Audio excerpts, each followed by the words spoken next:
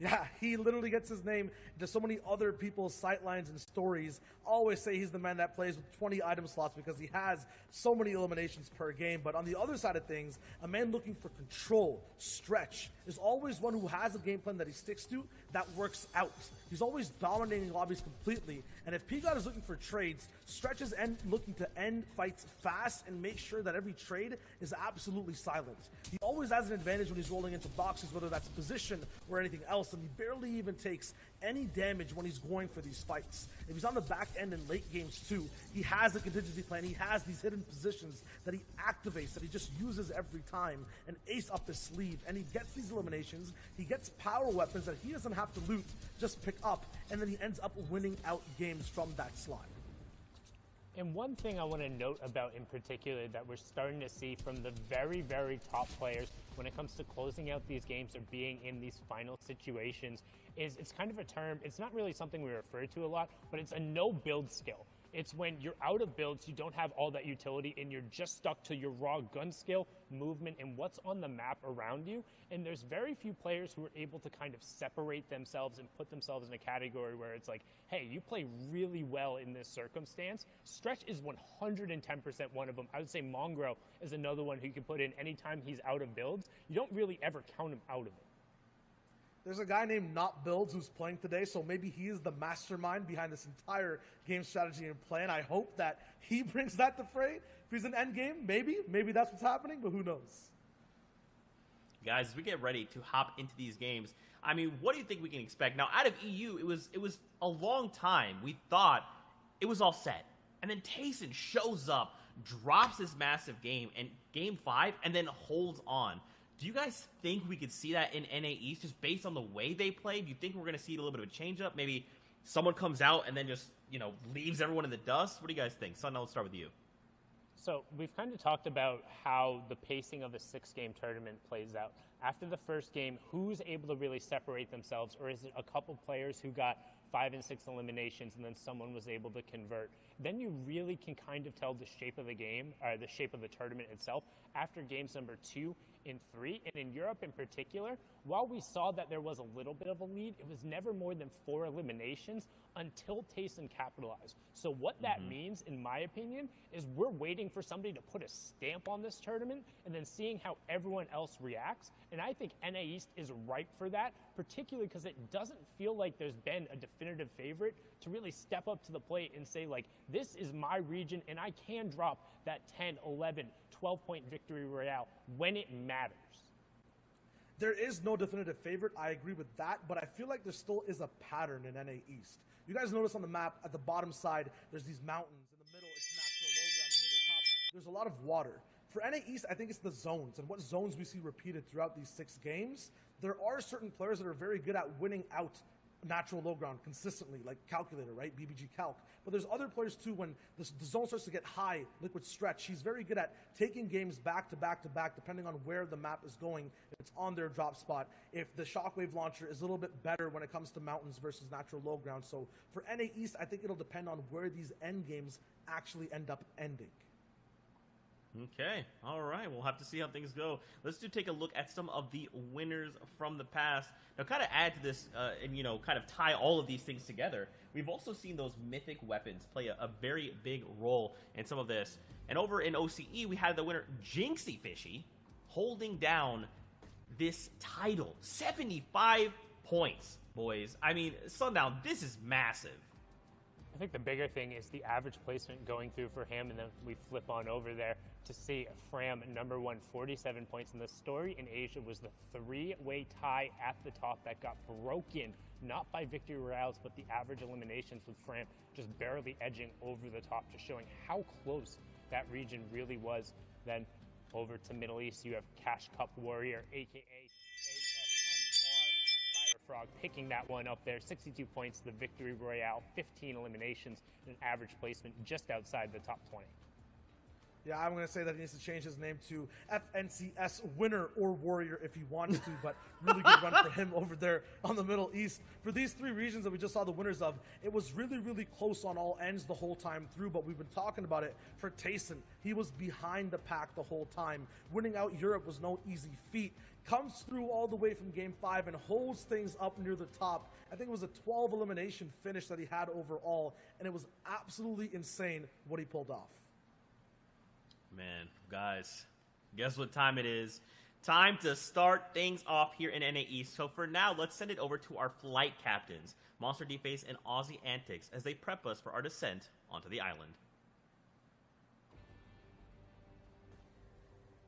Thank you so very much, Zeke, and here we have it. It's all come down to this. It's the FNCS Grand Finals. Game number 1's just about to be on their way.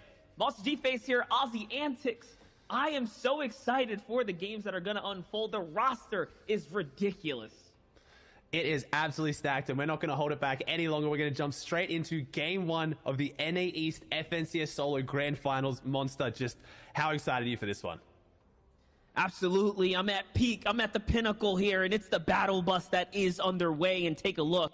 Here's the nice spread across the map, how your players are spreading across.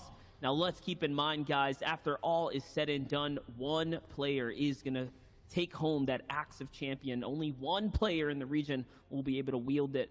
And I'm already noticing that P-God over in Holly Hedges has someone contest, and I love that the camera shot was panning this way because this is going to be one of the most exciting players, one of the most exciting early gauge engagements that we are going to want to follow right now. How is P-God going to be able to perform today? Are we going to get the P-God that is going to go crazy every single game and carry it through? Or are we going to get the P-God that has to clutch up towards the tail ends to pick up the big points? That's going to be the name of the game for P-God today. But today, he is contested here by Chimp. Yeah, we talked about it yesterday. He did so well in the qualifiers when he was contested, and yesterday when he wasn't, he did well but didn't do as well. So I'm not too worried for him here. When we're talking about Storm Surge, talking about these insanely stacked lobbies, sometimes being contested isn't so bad if you're someone as good as P-God at closing it out, which he starts off with a really nice 46 tag waiting behind that bush. He knows this drop spot so well. He's had it on lockdown for weeks upon weeks. Gets the crash pad in. This is someone who has won a qualifying week from home. If you are just tuning in, you haven't been following NA East, so this is a very big engagement off the bat. If P-God goes down here, it would be a large upset to kick off NA East, and that's why we love NA East so much, Monster. It is always, every single fight is so important. And you're noticing those chug splashes go off here, so P-God knows the player is already healed back up from the distance that he started. He's going to land a big charge pump shot to kick this off. It's going to go in his favor. Now looking for the control of the walls. And you have to think the enemy he's fighting is probably running out of builds here. This has been a bit drawn out for early game engagement. And yes, another big follow-up. Can he get one more? Oof, that was way closer than what it needed to be. But P-God with a single point to kick off the competition.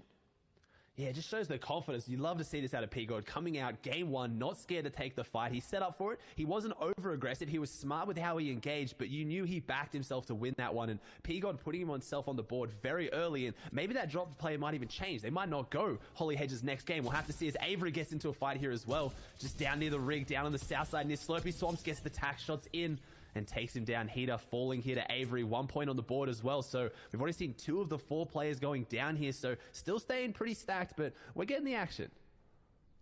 Let's not forget, Avery has just spit outside the top 10 on the week-to-week qualifiers, his best being 11th throughout the course of the competition and lead-up. So someone to keep your eye out on that maybe hasn't been at the top, but could be knocking on that door. We'll see. Spike, on the other hand, has a lot to prove here as well, as an up-and-comer on the scene, just rotating outside of retail row. Looking for the big snipe shot, going down range, not going to find it that time, but he's telling everyone he's well and aware and ready to do the do here. I'm looking at the map there. It looks like there's another player nearby. His loot's not looking too great. Yes, he's going to have to farm up and get situated here. Yeah, I think he's going to have to maybe even try and find a pack of Marauders, maybe. Very high chance of them spawning around here, being sent to map. Or can he land that sniper shot? He can. Zentil falls. I was just about to say Spike either has to land a hunting rifle shot or find some Marauders, because 2 chug splashes going into this part of the game where there's not much loot to offer, but there's a lot of loot to offer there from Zentil now. Just like that, that's going to be 1 down. Another point swinging in the favor. Here's Cody from Team Timbers. We talk about this this Latin community, Hispanics stepping up to the plate, and Cody's got, oh my gosh, he's got the mythic loot. He's got the caddy's corner on lock here. All of Kit's mythic weapons and arsenal in his loadout, and the Vault key card to play with it. Whoever was defending this place off, you can see though, according to the mini-map there, they've rotated out, so Cody is off to a very, very dominant start. This is looking super favorable for him right now, as he's going to be able to gain access to the loot. Let's see what goodies are going to lie inside. You have to only assume that he's going to be completely capped off, and this might be a game that is going to go in his favor. Hold up now, though. Yeah, last time we saw Cody coming out of caddy corners with all the loot, he did end up winning the game. And this is someone who's been dropping caddy corners every single game of every qualifier of everything he's played. And you see some people kind of testing the waters, knowing how strong that mythic loot is, but then wanting the consistency so they don't go back there. Cody has been dropping there the whole time. No one has more experience at this drop than Cody. And if you are tuning in from home and you tuned into the heats, there was a bit of drama around this drop spot, as Zayt did not qualify for grand finals because this drop was too heavily contested. So I think it would have been a big shake-up for Cody if Zayt was in contention today, but Cody having it between him and one other player, he's got a very good chance to walk away with that loot consistently, so someone to 100% look out for. I do agree, and here's a little info bit right there for you. Booga, Kaz, Stretch Crims, Kanata, Clicks, Calc have all competed in every single FNCS. Wow. And let's not forget, Booga's on fire yesterday, coming in 6th for his heat, coming out of NA East Heat number 4. So things were cooking for the champ here himself, and he's looking to continue his stride through solos, as is Cody. I mean, Cody came 3rd in his heats. I know we're just talking about him, but it just shows you we're looking at some of the hottest players on the market right now, hottest players on the scene here, and they're continuing to carry the torch. Let's see, though, Booga looking for some early tags. We know this is the thing about NA East. It is going to be packed, right? From the top to the bottom, every zone, we're going to expect loads and loads of players to stay alive. There are still 95 players in the game, Ozzy, and the first zone is only halfway through closing. That means of all the fights so far, we've literally captured about 3 of them on broadcast. We are literally seeing all of the action right now because of how intense it is on the NA East region. Yeah, NA East, they know how to play their games. They know how to play stacked lobbies, and we're going to see who can manage their Storm Surge. And that's why I was so excited to see P-God come out swinging, because a lot of people start off their first game a little bit scared, just maybe the nerves getting to them. They kind of want to play slow, play safe, just kind of play it easy. So P-God coming out swinging was big for him, and he's got his Storm Surge tags on the map, as Jaith kind of making a really nice little metal base for himself, has the Mythic Grappler Gun as well. A lot of the conversation always kind of falling around Kit's Mythic Charge Shotgun and Shockwave Launcher, but you really can't count the Grappler Gun out. See someone who's been performing really well with it. Unfortunately, I don't believe making finals here today, so Jaith got his hands on that one out of the 3 people that looks like they're dropping here, and he's going to have to find his tags, though. If they haven't fought down below, he also has no shotgun, so I'm not really sure how that's going to play out for him. And I mean, he's pulling a cease here, nice and early, high in the sky here at the Authority, looking for those early tags to play into his favor. What I do like about Jaith in recent times, that he's just been on the up and up, consistently entering himself into tournament after tournament, Cash Cup after Cash Cup, even now qualifying for the grand finals here in the heats, and slowly but surely stepping his way up, stepping up his placements. So how is he going to perform on the largest setting, on the biggest stage here, on the biggest screen here, in front of all the community figures in the Fortnite scene here now? Though I'm speechless by Stretch, who has got me thrown off right now. He's in the center map, making a rotate for center zone, and he's around good. So many players. He's got the loadout, though, as well. 4 floppers, something I'm not used to seeing Stretch have too much of. Dropping out a Misty Meadow, so maybe he had the time with his zone being a little bit closer to kind of fish up. He didn't have a really strong performance yesterday in his heat, but we talked about it a lot on that broadcast. He got really, really unfortunate zones. All first 4 zones pulled north, and so that kind of caused a bit of issues for Stretch. The last 2 zones pulling south, I think he averaged almost a top 10 in those 2 games where he finally got good zones. So Stretch looking in a great position with that extra time that he will have. He's going to try and set up probably on the edge of this mountain. Needs to get a nice high position to go for some Storm Surge tags as well if he hasn't been fighting anyone already, as Booga holding him down, someone who's also been dropping Misty Meadows with him, hitting the rotate a little bit earlier. And we're talking about interactions, we're talking about those who's who of names here, and Booga and Stretch going head to head is going to be one of them. 2 players who have a lot of pressure on them to perform in their own right, but also to outperform each other. They were duo mates and they both performed insanely well, but there's always those whispers of who carried who's better. We saw Booga and Stretch going head to head in one of the qualifying weeks, where Stretch ended up just coming out on top in the final game, winning it over Booga. But this is a rivalry that I'm super excited to see play out. That's right. And I mean, it's been about 4 months or so since they've entered as a duo into competition. Yeah. But the stigma carries with them as they do still play trios and other team-based game modes. So we'll be interesting to see the clash between those two titans. I mean, we saw Janice and Tayson fight one another over in the Steamy Stacks in EU today. And that was probably the biggest clash of Tayson's career because he took that to the Axe of Champions all the way down the line. P-God, oh my gosh, with the big follow-up onto Vibes. And that's going to be huge for him. His second elimination right now. 93 players left in the game. Second elimination when there's 93 players left. So P-God has taken down 2 of the 7 players that have fallen in this lobby. So you can't overstate how big that is. If you're more of a casual Fortnite fan, you're tuning in, this might seem a little bit ridiculous. The 2 eliminations is huge at this point. But as you can see in the top left, there's only 7 people that have gone down. These players are the best of the best, and they're avoiding fights. They're playing safe, trying to get into that top area for those placement points. And P-God just feeling comfortable. He's feeling confident, running around as we see Prickly Boy was a fan favorite of yesterday, rocking the cactus skin. I feel like the casters definitely instantly resonated with this player and wanted to cheer him on as well. As Prickly Boy trying to find his way out of this one if he can. He was throwing that big pot ahead of him, but this player was waiting for it, kind of choreographed exactly where he was going to go into this push. So Prickly Boy trying to close it out. Players on top of him. Nice build, but he drops inside the box. 2 tack shots is not enough, and Justice takes him down. Don't think Justice even needed the shotgun there, and look at that loadout. Justice is looking great. That's right. Justice read the law and laid it down just like that, showing that he was going to be the one to action the scene right now. And that was well played. He just walks through pure confidence through Prickly Boy, who couldn't seem to find the defense, seem to find the shots that he needed. Here's Sentinel's Aspect on the other side.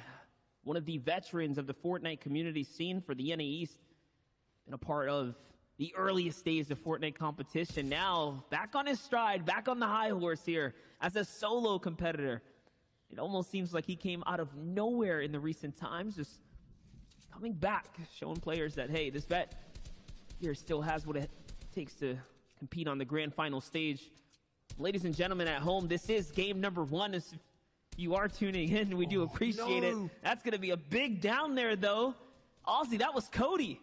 That was Cody. I have to know who gets that loot because this elimination, while being important, is 1 point. I need to know who gets that mythic loot because that is going to change the game massively. If you're not dropping caddy corners, but you end up with the caddy corner loot, like we saw with Calc yesterday, Calc dropped, I think it was an 8 elimination win or close to it because he got his hands on that caddy loot because he found it in the mid to end game. So whoever has now found that, as I say, Calc goes down to Colazo. So players dropping now as Storm Surge, I believe, is going active and we have 12 people to fall. But if we can get a sight on who exactly has that shockwave launcher, it could play massively into this end game if it's a big name who's been performing and not used to having the added advantage of 2 mythic items.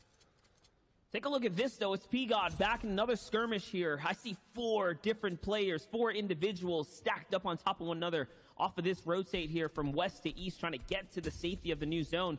P-God yesterday did this as well. He was playing off of these non-dead side rotates. I mean, he's just walking directly to the zone and taking battles along the way. We saw that halfway through the competition. It worked against them. We'll see, though, but no, not this time. It doesn't matter. P-God's going to react with the quickness there onto Uzi. Uzi is an up-and-comer as of late. He has been on fire, but P-God shuts that out.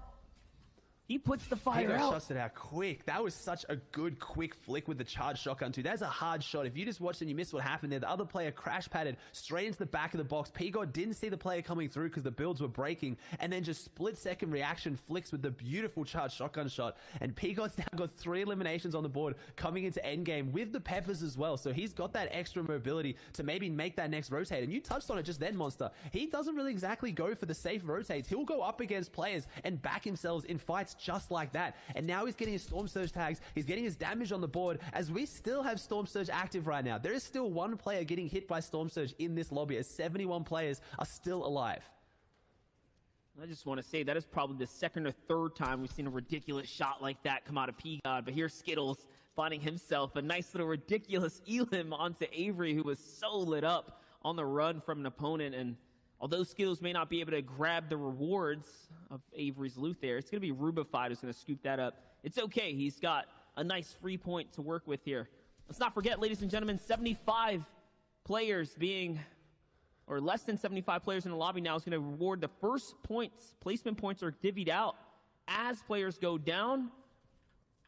And just like that, now Skittle has 2. So this is a Nice step in the right direction here. If the EU FNCS Grand Finals was any indicator, though, to how you want to play, how many points you want to average to take home a victory, you're going to need anywhere from 8 to about 10 around on average to be the FNCS champion of the region.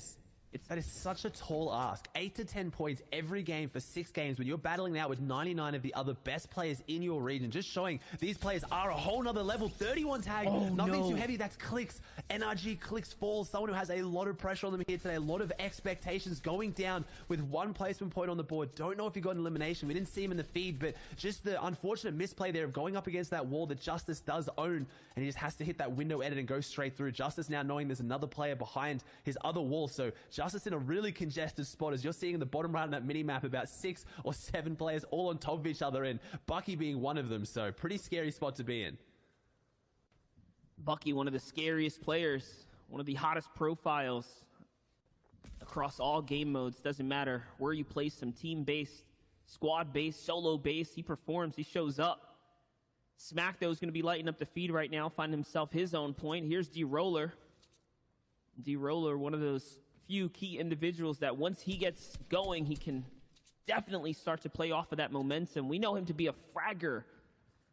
I want to say during the FNCS Invitationals, he was breaking records on his streak on up to those grand finals as well. So this is a player that lately has been somewhat dormant, but it shows that, hey, when he turns on big, and he doesn't look back.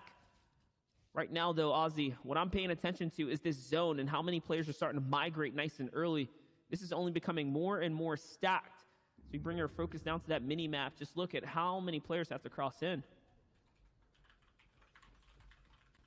Yeah, and I was just going to say with D-Roller as well, it's just showing that he can kind of like, he can change the game style as well, though. Obviously, last in their solo invitational, there was a lot of high eliminations being dropped. At this point, we're seeing much more placement split, and it's showing his diversity to be able to play to that and play to the placement points, and understanding that most of the players are usually kind of winning this one out with a higher average placement than elimination points overall. We saw some of the regions like Asia have a lot lower point split with a 3-way tie for 47, but then you're looking like regions like my hometown region, OCE, with 70 plus points for first. It's just, you don't know. You need to play to your region. You need to play to your scoring format. You need to play to what is going to give you consistency. Yeah, it's been very volatile across all the regions. Someone who's on fire, though, it's P-God. My gosh, 3 eliminations already. We're not even halfway through the lobby. He's owning up to his name right now. Honestly, he has just been on top of everything. This new zone's going to be popping soon, though. We're going to see that half in, half out reveal itself, and he's already being so active. I wonder if he can just make an end game this time around. That is going to be momentous for him. Would be momentous. He gets an opposite half, though. One of them, the zones you want to get the most. This is the full pull zone right now. So as you can see, that half zone going half in. He takes Renan's, though, but like you said, Monster, he likes to be around the action. He doesn't need to go on the safe side of zone. So this next rotate could be easy for him. He could pick up even more eliminations on the way, as Class is going to get that loot, but P-God is the one who gets the elimination. He needs to make a tough rotate now. He has the launch pad, he has 2 crash pads, but with these trees in the way, and with the way this zone's going, he's going to have to find a clearing to try and get that launch pad off, I imagine, because crash pads, he's probably going to get stuck in the trees, as Blake just sitting out in the cone looking really nice up here on the top side. He's going to have to start making his rotate as well. It's not as far as P-God, but it's still a pretty difficult zone, as we still haven't even gained our 2nd placement point of today. Top 50 is where these players will get 1 more point on the board. Blake having 1 for top 75. Needs to look back and try and hold some of these players that are using the rotation behind him, and then he's going to have to keep making his way through. Blake has been a dominant player for such a long time now, but hasn't had a big showing in a solos event, so really high expectations, or looking forward to seeing how he can pull this off today. But no medium ammo left in the AR, shotgun only, and a harpoon. He needs to find something pretty quickly.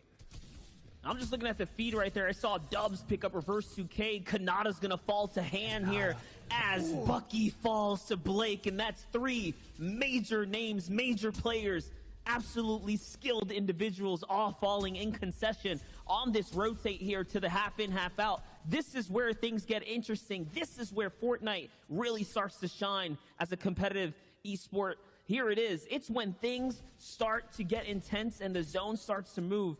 Here it is, though. Blake still being so active. The control throws the cone down, and I can't help but imagine that he's going to go ahead and conclude this one as well. The 2nd elimination for him now onto Haji here, and zone's going to pull his way.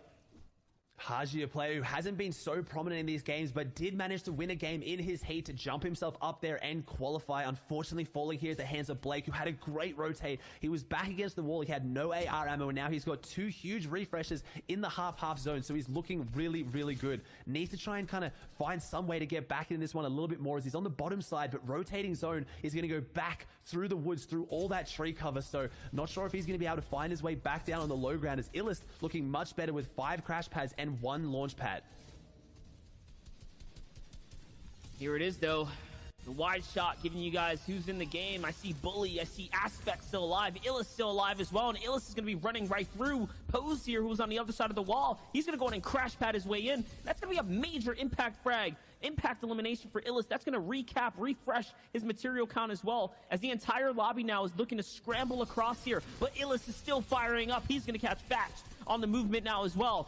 Great layer change, though. He's going to move himself up, setting up the teak pad to try and get out here. He's got the crash pad ready to go. He's thinking about it, though, still waiting his time. He doesn't have to do it too early. Not this time around, not until the zone actually pops itself. On high ground, though, Dubs is going to go ahead and lose it to someone launch padding up above. And Ozzy, things are getting super interesting here. P-God is down to 20 HP. He cannot afford to play with the zone, but he's gathering placement points as this Cox keeps ticking. He's got to make something happen. He knows the player's above him. He's trying to bait him to drop down and go for the shotgun shot. No. But no, that could be too long. No. But he waits. It is. He can't break through the full metal in time. Too much damage. He takes 2 10 ticks from zone, and he falls just outside top 30. A good game from P-God, those 7 points on the board, as we now have some of those players who are going to play for more consistency. I see NRG Ronaldo kind of making his way up a little bit here, making his way very high. Ronaldo trying to take the high ground, or at least get above this elevation, which is a good spot to be in. Asia's stuck down there on the low ground, though. He's going to have to keep playing for it. I want to see who has that shockwave launcher and who can actually really contest height, as Blake making a good push for it too. 23 points on the board. He's now inside that top 25. Those 2 refreshes were everything he needed to get him to this point, but he's gonna need another one soon, as he's down to 5 builds inside the full metal base. So he's in a good spot to try and find a refresh from, but he's gonna have to go soon. If this zone keeps going up, takes down Nanolite. Does take down Nanolite, a very consistent player here in this one. AJ falling in the feed as well, going down to the Storm as it pushes everyone up this big mountain.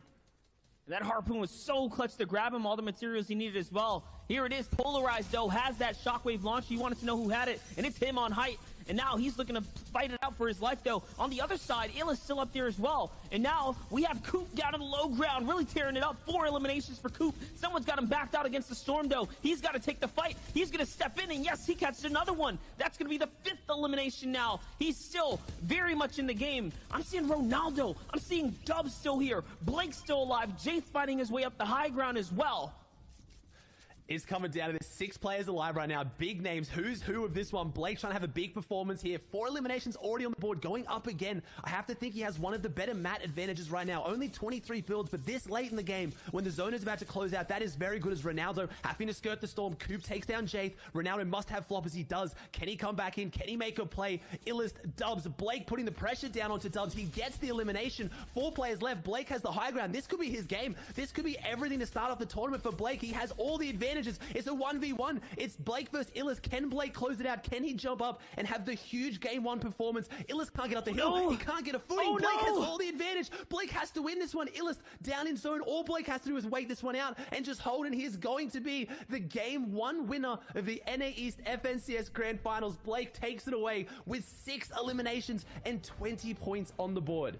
He did that so textbook as well, just holding that height. He knew he had it once Illa slipped down the mountain. Hats off to Ronaldo, though, who got top 3 as well. What a big, big game for our competitors there coming into game number 1. But don't worry, ladies and gentlemen, we are going to be sending it over to the boys at the analyst table to break it all down for us. That was a great game 1 and a great showing for the opening here at the FNCS Grand Finals, NA East.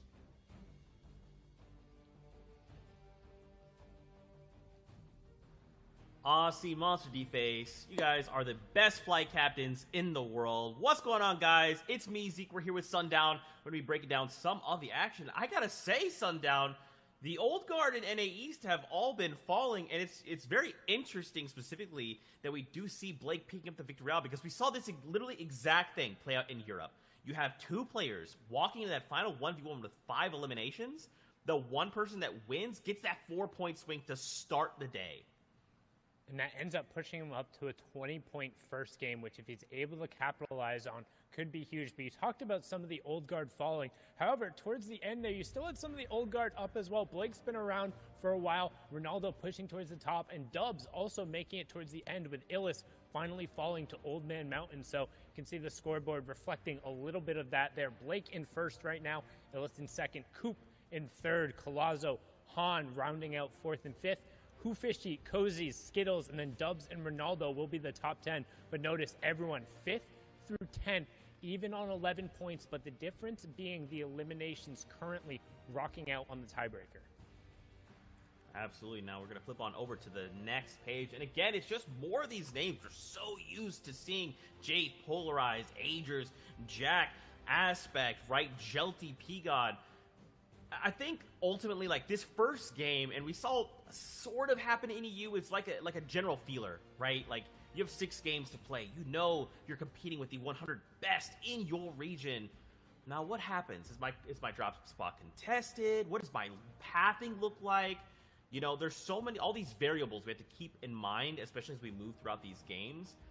I feel like this first one's fine, right? Like, we have some points on the board. That's okay. Now what we have to look forward to is, like, where do these people land? How do they adjust to this new meta that's kind of self-contained to the grand finals? And what they need to do to ensure themselves making it into the top placement, as, I guess, as high up along the placement as possible.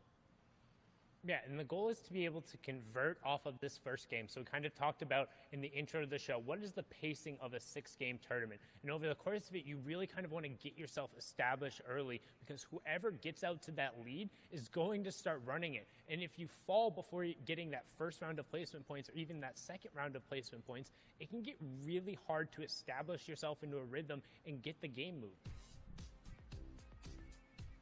Absolutely, my man. Here we go. We're going to take a look at some of them. I mean, Calc, you know, he put on a show for us yesterday. He said, look, guys, I'm going to make some stuff happen, but couldn't get the footing you're talking about here in the first game.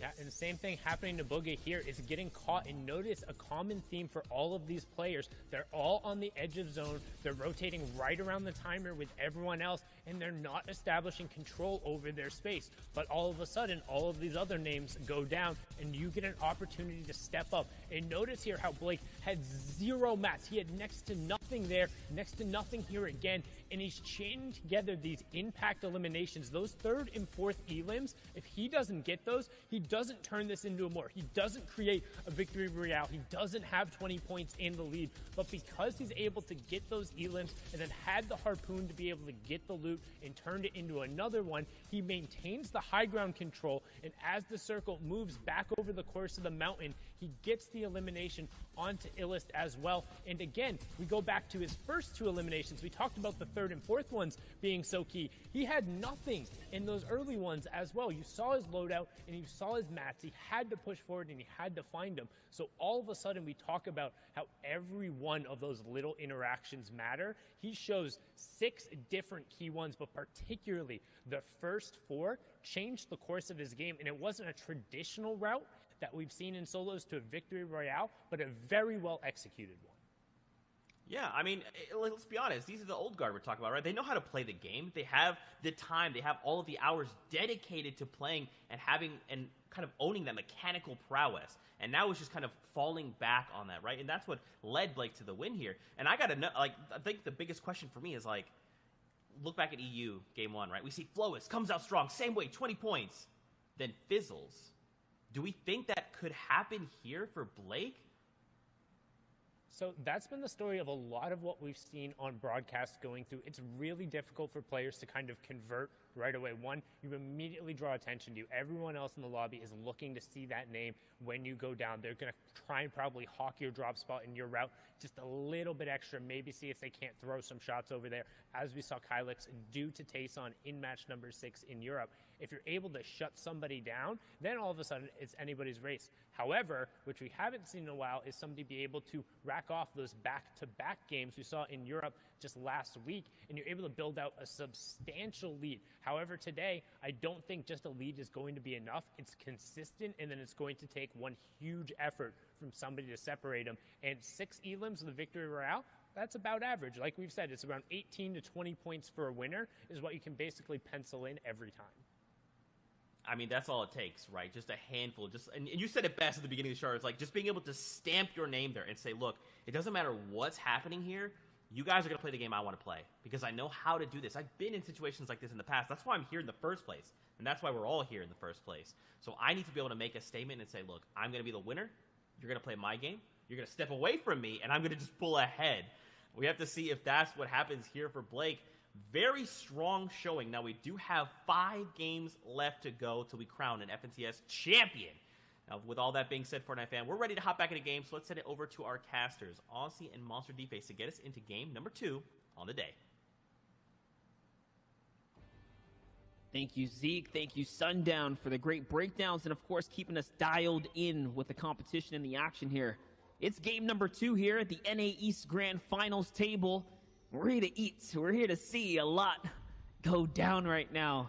Aussie, take a look at this battle map. What's standing out to you right now? Because I'm looking at Sweaty Sands, and I see 4 players contesting it already.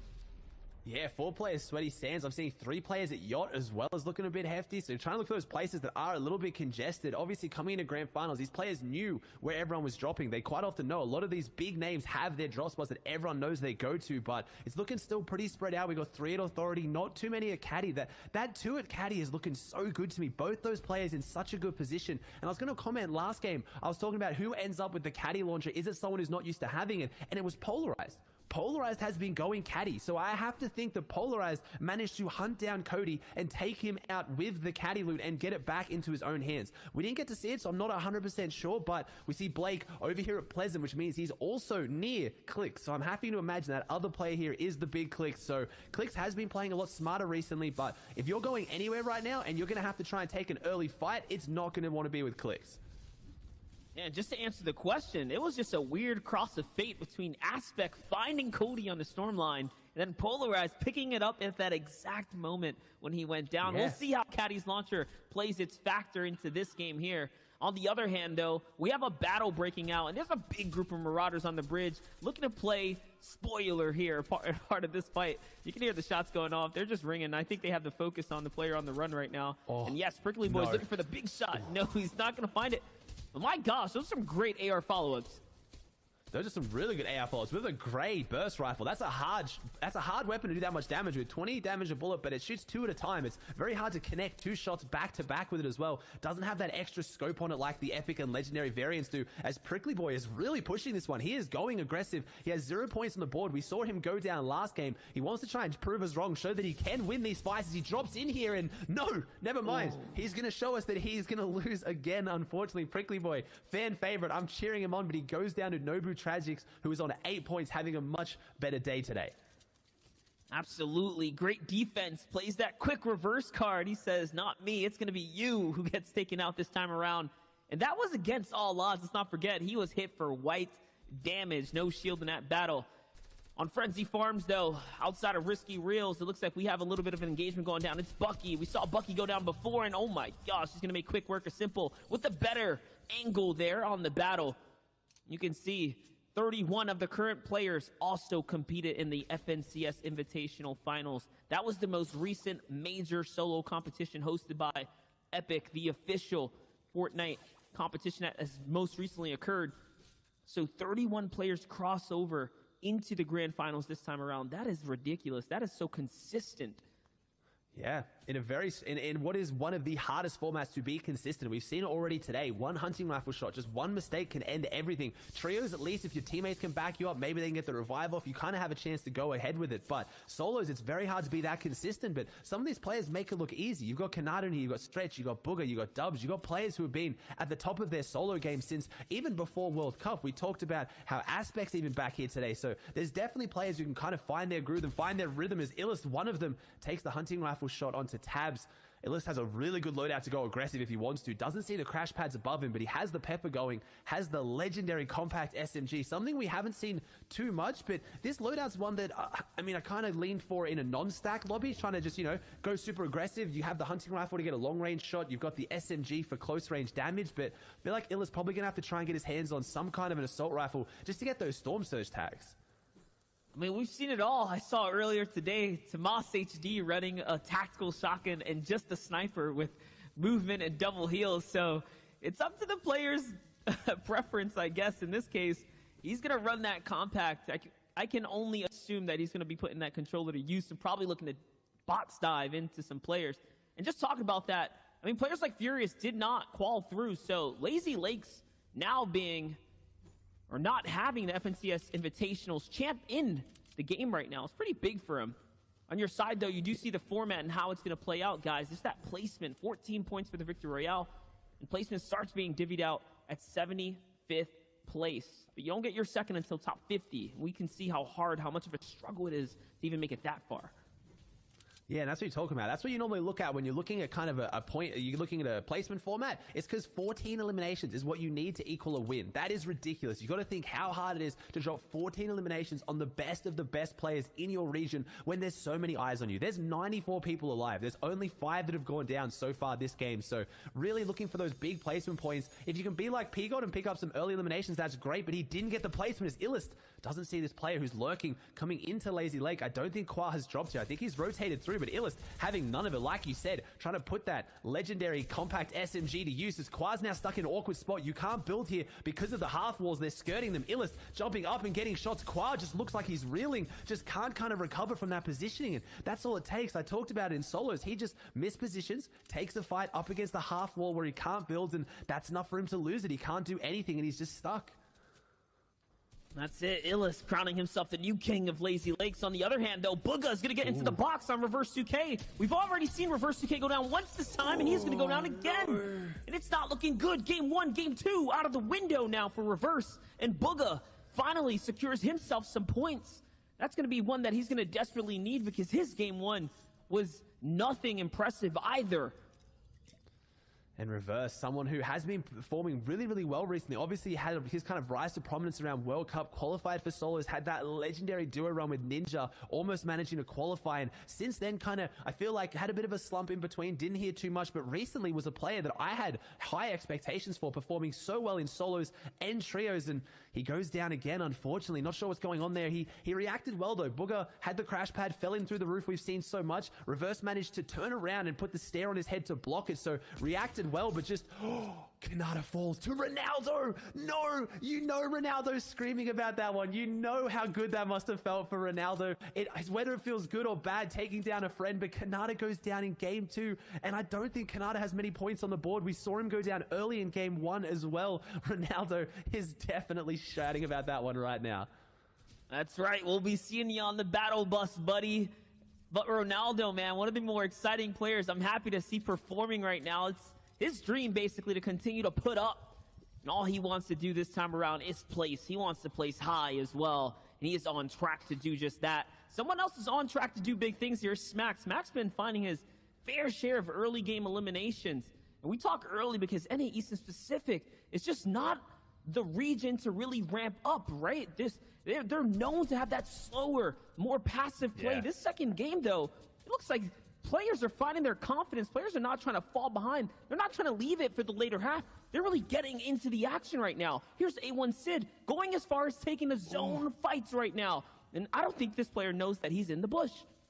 Yeah, I think Sid would have taken the shots there, but maybe waiting for a better opportunity. Could have taken it, but he's got a very loud audio cue. That Pepper does make a loud audio cue, and so does that Bush. I feel like he's not going to get a better opportunity in the shots he just had, so playing a little bit passive here, not wanting to take the shots. Frat knows he's nearby, and he's too scared to move. Maybe Sid waiting for him to go in front so he can come in from behind, because he does have that Pepper for the increased movement, but no! Sid, he jumps down, Frat jumps into the bush, knows Sid's there, and Sid picks up the elimination. He gets the minis back as well, but I'm looking at the materials monster, I'm looking at the zone, I'm looking at everything. I don't know if that fight was worth it.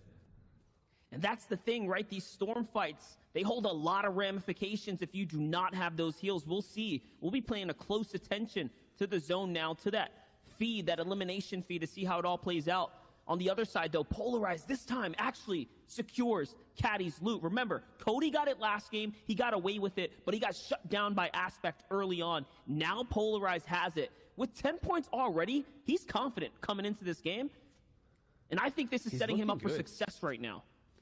He needs a few more rockets, maybe 5 rockets. Not bad, but not fantastic. But that's why when you have the caddy launcher, refreshes are even more important. Getting eliminations where you can go and get the loot, and quite often players carrying those rockets is huge. But he still does have crash pads too, so he can maybe save those rockets just for the rotates and can maybe use the crash pads to get in if he has to go aggressive. But it's Kit's Mythic Charge shotgun as well. I feel like the shockwave launcher gets so much attention because it is an item that is just so devastating and is so visually exciting when it kind of just creates these big moments. But Polarized, obviously showing the strength of the shotgun. He's backing himself. He's going straight up on this player's box. He doesn't technically need this fight, showing how confident he is to take it though. This player's pushing away, and maybe Polarized, sensing that he's a little bit scared, a little bit nervous, might be someone he might want to fight because he's trying to disengage. He really doesn't want to have a bar of this, but never mind. Polarized going to disengage past it, choosing the fact that he needs to farm up some materials. Only has 39 builds so far. And this is what I was talking about. Game 1 had the fewest eliminations before the 3rd zone this weekend. EU notably ramps up. They go crazy with it. But NA East has that history. They're always playing a lot slower. I think this game 2, though, might be looking to set up the stage a little differently. We're seeing a lot of action from players like Polarized with the confidence, coming in hot with it. Here comes the classic crash pad. He goes on in, he follows up, he finds the big crack. It's onto Rocks, and they exchange back and forth, and no! Polarized falls, and Rocks is going to be the king of Kit's mythic loot. And that is so unfortunate for Polarized. He picked the target that he could jump in on. And I was going to say, Rocks must have a heavy tac shotgun because he hit him for, I think, close to max damage. So with the change to shotguns now, tactical shotgun is impossible to be able to do 200 damage no matter how good your shot. But he did close to it twice in a row and he falls. You can't. If you get Caddy's loot, if you are the one who's in the driver's seat, you are in the king's seat, you need to be able to continue that dominance forward, and takes one fight that he does not win. And that's it. Now Rocks has such a good position to have a big game here. Don't know if he was carrying extra rockets. I think he was. So really, really good position for Rocks. Really, really poor fight for Polarized. Oh no. Things are going to catch up here, though. King looks like he found a big opportunity to slip in a couple shots here. And now he's going to be looking to engage onto this battle. It's Macwood, though. They're going to take this one into the storm. This is going to be an important one to commit to. You got to get it over with here and now. He's only got 2 chug splashes. Yes, he goes on in, and oh my gosh, Macwood nearly bails himself out of that sticky situation. The tactical shotgun versus the charge. It's so interesting to see them go down in the boxes because it's a matter of who catches the bigger opening shot. If you miss that charge, it's over. The tactical wins every single time. Every single time. And Sundown was talking about it in the pre-show. There's a lot of pressure on Macwood today. He said it out there. He stated he is going for the highest earnings in NA East in online tournaments, with Zexro, one of the players he's trying to overtake, not being here in the finals. But Zexro, watching from home, I guarantee is going to be smiling at that one. They are teammates, they are friends, but still he put a little bit of beef on the line, and there it is. Vibifiers takes down Binky, who we saw Vibe go down last game, and Clicks picks up an elimination in the feed as well. That's right, he took out COD Genesis there.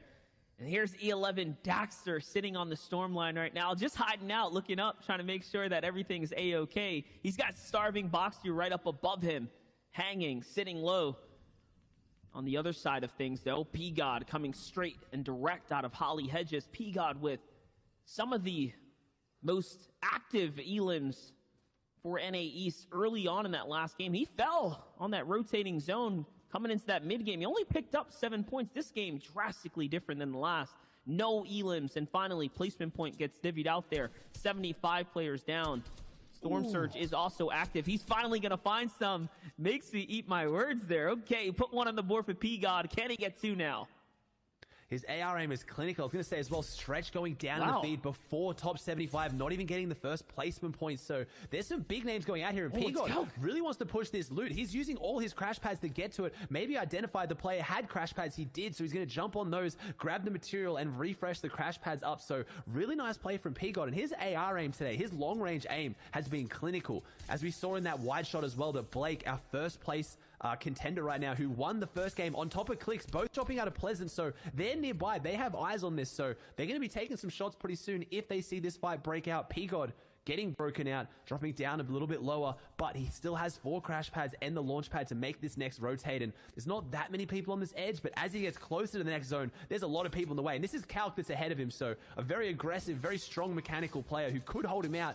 But never mind, Calc lets him go, and I imagine Calc goes out and recycles that launch pad. He does, and now they both make it to zone safely. I just wanted to break that down just a little bit further. That was a great fight to take. I know ideally you don't want to rotate out to the outer edges, but he had the short zone rotate already in his favor. That means that he was going to get to that next safety zone a lot sooner than a whole bunch of the other players. So much less pressure. I think it was worth going for all that loot at the expense of the launch pad because he completely capped off on his material now as well. This is going to be the second game, though, Ozzy, back-to-back, where it's slowly but surely closing around this weeping section of the map. That means all the trees, all the line of sights that are going to block out, it's not going to be as important right now to hold a launch pad, right? They're harder to use here. Yeah. Yeah, it's very hard, especially the crash pads as well. Crash pads will break the immediate buildings around you, but they will not break the tree if you fly up into it, which can cause a lot of issues. So yeah, blocks a lot of sightlines, like you said, though. So you can make smart rotates, kind of use those trees to hide, or you can kind of use a lot of your wood and use a lot of your resources to build walls and then refarm it back up. But we're getting two very similar zones, so you got to think about which areas this kind of favors those players that are dropping. Maybe Fortilla like Dubs, as Nobu Tragics falls to Jark, his first elimination of the game, and Jark having a really nice loadout. We haven't seen the floppers be too prominent in this current season, in this current meta, but Ronaldo last game, I saw him in Storm popping a few, so they can definitely be used to pick up a few more placement points, and Jark has a good loadout right next to Tabs as well, set up on a really good side of Storm, and Illust and Berserk also over here. Zentil, though, going down game one to the headshot sniper, now has no shield, so he needs to do something to pick up his games quick. That's right. And this is going to be it now. We talk about those trees blocking all the line of sights. It's hard for him now to actually evaluate, right? It's hard for him to read this. He's got to cross through all the players here. And there it is. Some crash pads